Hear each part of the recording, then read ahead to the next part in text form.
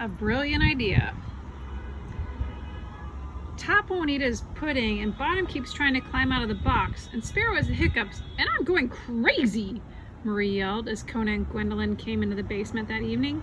I want a night off. Gwendolyn clicked her claws in sympathy. Oh yes, being a young mother can be so difficult at times. It sure can, agreed Marie. And what I need is... Wait a minute, I'm not a young mother. I'm a bat. Gwendolyn laughed. Of course you are, dear.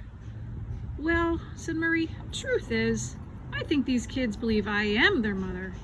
I mean, I'm always the one who's got the pudding. I'm always the one who rides horsey. I'm always the one going crazy. The bat threw up his wings in exasperation. Well, tonight I hope you're the one who gets an idea, said Kona, settling Gwendolyn on top of a plastic Santa. An idea, said Gwendolyn and Marie together. And Kona told them about his conversation with the weasel in the park. The news about the sign on Miller Street will be all over town by morning, said Kona. Once that weasel starts passing it around, and Stumpy, wherever she is bound to hear it. I know she'll come to Miller Street tomorrow night, so we have to give her a sign that tells her this is Professor Albert's house, that we're here. It's our only chance, because goodness knows we'll never find her. Let's think aloud, said Gwendolyn, ever ready to get down to business. Now, what do we know about little Stumpy that might give us some idea for a sign? She's a mother, said Kona. She likes egg rolls, said Marie. She doesn't understand what television is, said Kona. She collects things, said Marie. The collection, said Gwendolyn. Kona, dear, is there anything from her collection we could use to signal her to this house?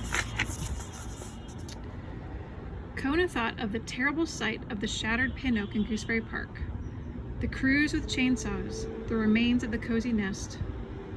No, he said sadly, I don't think there is anything at all left of Stumpy's collection. I didn't see a single ice cream stick or gum wrapper when I went back with Professor Albert. Besides, how would she see such a small thing at night? She will be so upset, continued Kona, losing all her treasure. Even more upset than when she lost that wonderful watch. What watch? Asked Marie. A glow-in-the-dark watch Stumpy found on a picnic table, explained Kona. She loved it, but somebody stole it. Wow, it really glowed in the dark? Asked the bat. Yes, That's it, cried Gwendolyn. What?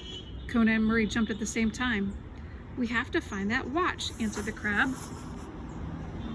The watch that glows. The watch that glows in the dark.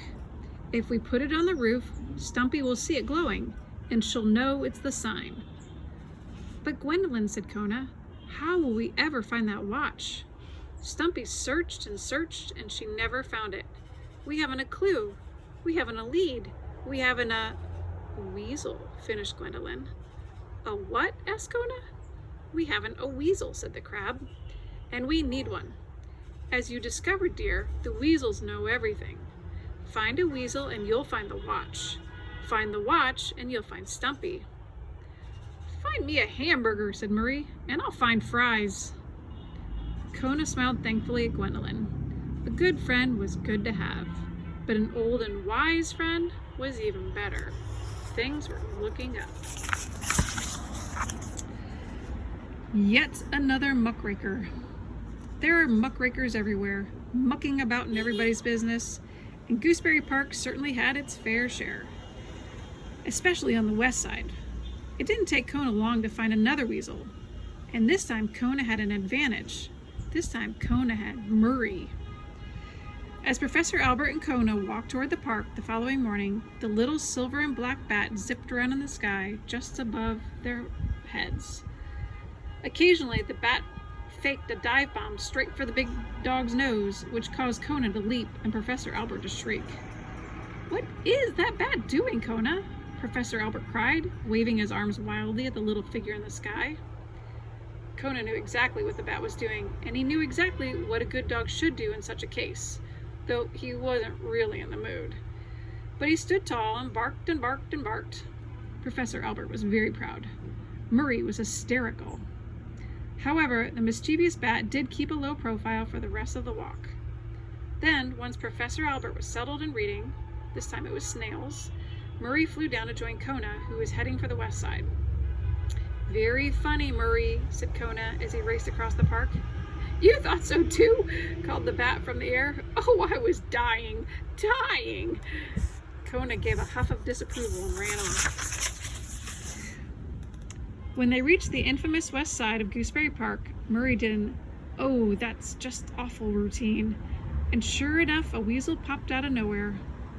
Something going on? He said in a low voice.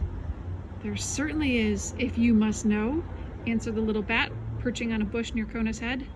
This dog here says he knows the identity of a thief who stole a very valuable piece of jewelry from a friend of mine. And do you know that this dog wants me to pay him for the name of the thief? Now, is that awful or what? The weasel narrowed his weaselly eyes, a common response among weasels, and said to Kona, That's so? A dog's got to make a living, said Kona. The weasel nodded, looking shrewdly at the dog. What makes you think you know who the thief is? The weasel asked Kona. None of your business, said the dog.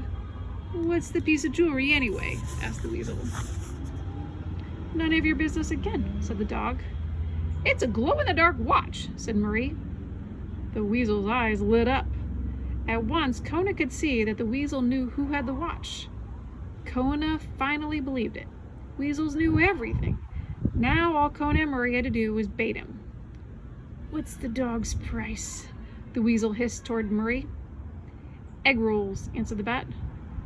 Egg rolls? Answered the weasel. How many egg rolls?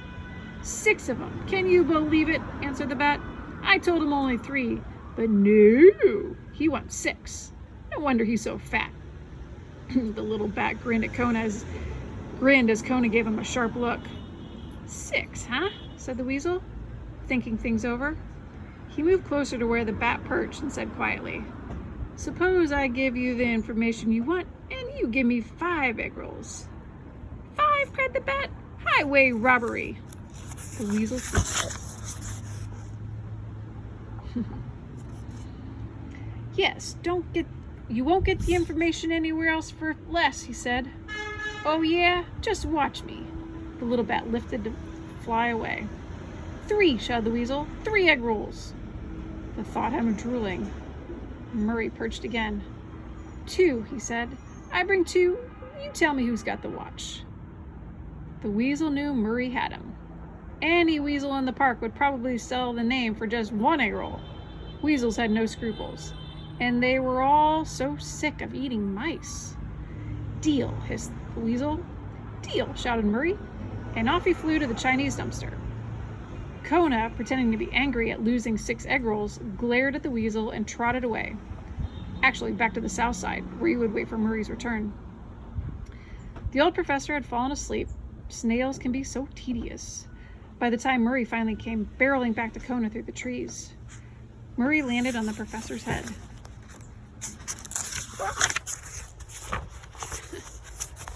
Slipping. Murray! Kona jumped up. Be careful. Don't worry, said the bat. I have very delicate feet. He can't feel a thing. Who has the watch? Kona asked. First, let me say that if I ever see another weasel again, it will be too soon. Who has it? I'm ashamed to tell you, said the bat, dropping his head. Who? Said Kona. It's a disgrace, said the bat. Who? Said Kona.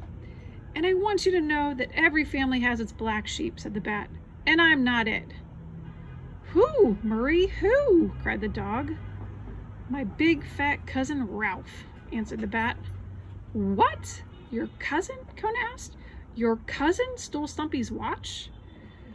Ralph the Mouth, we call him, eats all the time.